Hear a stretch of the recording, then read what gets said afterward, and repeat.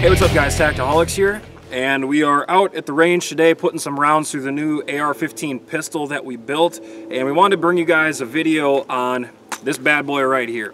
This is the Sig SB15 Stabilizing Brace. A lot of controversy has been had in the past few months, or past 9 months or so, over these braces. As far as can you shoulder them, does it change the gun to an SBR, a short barrel rifle? So we're going to address that, put some rounds through the gun, and see what happens.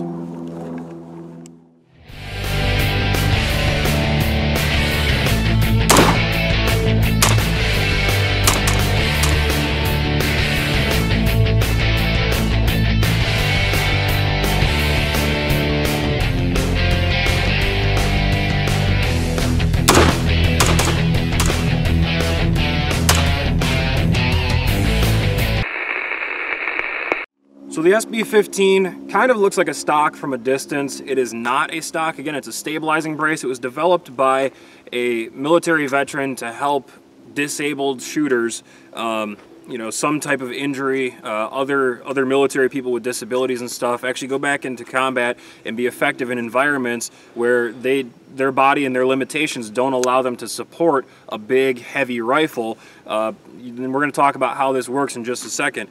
So what this is a fairly hard rubber brace, sleeve basically, that runs right over a pistol buffer tube. You can see a hole inside there, and all you do is just friction fit this over your buffer tube. It took me about a half hour, honestly, to push it onto the buffer tube this far. It's very, very locked in place. It's highly unlikely that, you know, even when shouldering or banging around the pistol a little bit, that the thing's going to loosen up or fall off. But what really sets it apart is if you look here, we have a Velcro strap that goes over the outside of it, and looking down the middle, it's opened up, very much so opposite of any type of stock. And what this is actually made for is to loosen that Velcro strap. I'll get my sleeve out of the way. Loosen the Velcro strap, run your hand through, just like this. Tighten the arm brace down. Now it's a stabilizing brace. This helps support the weight of the gun. You could shoot it more like a pistol from this position. I mean, it's a little bit awkward, you know, for those of us that are used to shouldering things, but I think it's a great tool, and the concept is really great to help people that might have some certain physical limitations, to allow them to continue shooting a platform like an AR-15.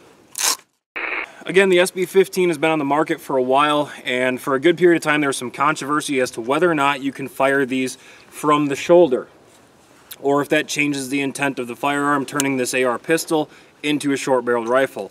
A lot of social media people and online video shooters such as myself, we were all kind of reluctant to come out and talk about these things and say, yeah, go ahead and shoot it from the shoulder, because nobody, I know Mac from Military Arms said he didn't want to be that guy that told people to go do it. The ATF would find out that you're shouldering an arm brace and throw a fit and take them away from everybody. There was a police officer out in Colorado, I believe, who actually submitted a letter to the ATF, which every time you buy an arm brace, that letter is included, and I'll show you guys what that looks like in a minute. But he asked the ATF, hey, does mounting this thing to a pistol and firing it from the shoulder change its classification of the weapon to a short barrel rifle? The ATF came back and said no, and their reasoning behind this is because they can't tell you how to shoot a pistol. There's no wrong way or right way to fire a pistol. So by shouldering this, you're not changing the intent of what the arm brace is made for, because again, this is a stabilizing brace, it's not a stock. Some things you're going to want to watch out for is, as this is hollow, for those of you that don't intend to use this as any type of arm brace system, that's up to you. But one thing I would highly avoid, or highly recommend avoiding, is filling this in with a piece of foam or taping this off, or, you know, really preventing the intent of the arm brace to be used as an arm brace. Another thing I also wouldn't do, that Military Arms channel suggested as well, and I agree with, is gluing this or trying to, you know, super glue or tape the arm brace to the stock to prevent movement from the stock. You know, if it loosens up, just push it back on a little bit. Some companies are out there making collars to prevent the arm brace from collapsing in as you're shouldering the gun and so forth. But one thing I would avoid doing is tampering with this in any way that would alter its ability to be used as an arm brace, because that is, again, what this is truly designed for.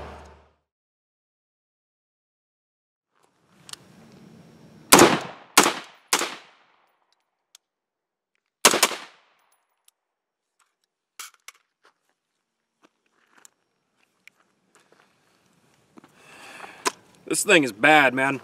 Again, I wouldn't make any modifications to it.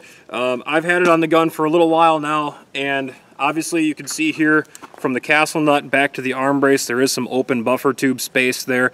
But even when I'm getting a really good shouldering of the gun, I'm really driving this gun back into my shoulder here, you know, or I bang it into something, or I even pull on it and it gets snagged on something, it has not moved whatsoever. I mean, like I said, this took a long time for me to put it in place on the gun, and it's not going to move very easily, but I would not in any way modify or try to permanently fix it to the gun, plug it up or anything like that. And you know, could the ATF change their mind and come back and say, hey, we're going to pull these things from the market? That does change the classification. Absolutely they could. They've done things like that before. But without getting too much into the politics of the ATF and so forth, right now they don't have a problem with this, and it really makes the pistol kind of a lot more of an appealing thing.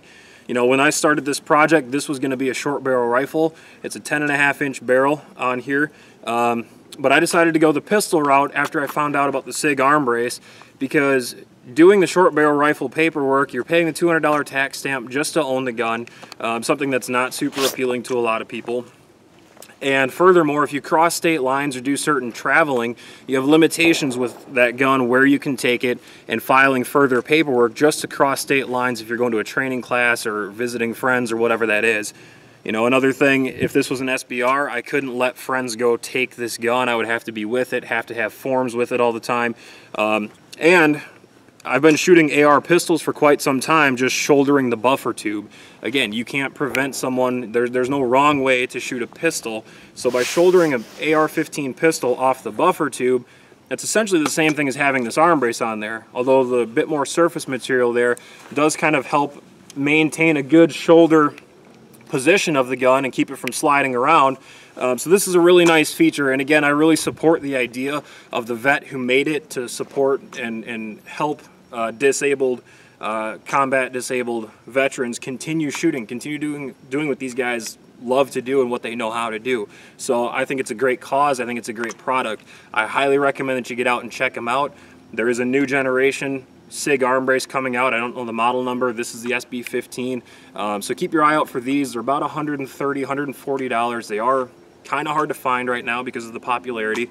But if you can get your hands on one, I would forego the SBR paperwork and build a little hot rod pistol, because it works the same. As always, guys, thanks for watching. Be sure to like, comment, and subscribe to us here on YouTube.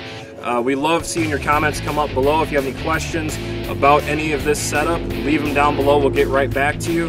And help us share the videos and get the word out, and we'll keep them coming. We never quit.